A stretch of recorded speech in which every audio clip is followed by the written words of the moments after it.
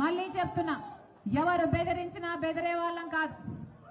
ఈరోజు మా ఫ్లెక్సీలను తొలగించారు, ఈరోజు మా బోర్డులను తీసేశారు, మా కార్యకర్తలను బెదిరించారు, ఆఖరికి వాళ్ళ గుండాలే కాదు, వైసీపీ గుండాలే కాదు, ఆఖరికి కలెక్టర్తో సహా మమ్మల్ని అడ్డుకోవడానికి ప్రయత్నిస్తున్నారు. అంటే మేమంటే భయపడుతున్నట్టే కదా లెక్క. వైసీపీకి భయం పుట్టుకుందనే కదా లెక్క.